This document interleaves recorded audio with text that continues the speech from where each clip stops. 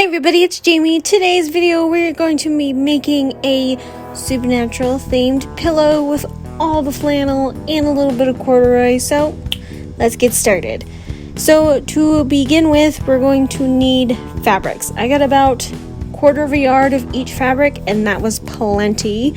So pick out your 3 favorite flannels. I did kind of one representing Sam, the red, Dean is the gray, and then the kind of beigey one is Castiel.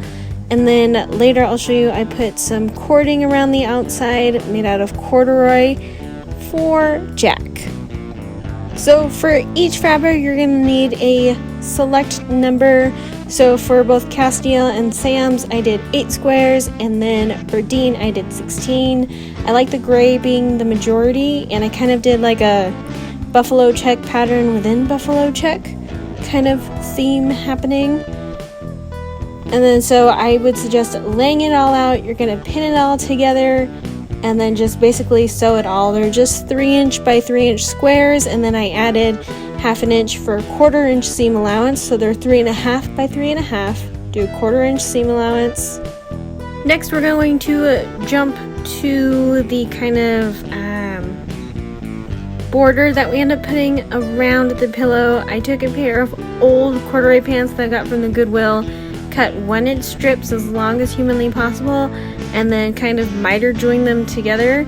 So you put one right side face up and another strip right side face down, so the right sides are facing together, and then you're just going to sew on a diagonal and it'll help you create just one long strip of binding.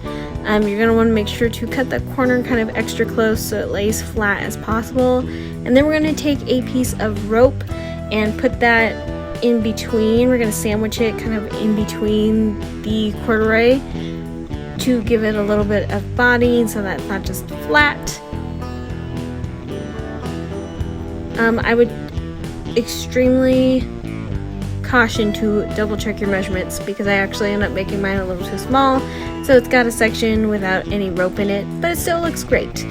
Next we're going to pin our binding on, and then once we have that pinned and sewed, we're going to take our other side of the pillowcase and sew that to it. Make sure to leave a gap. I left a whole square of mine open so that we can start stuffing our pillow in.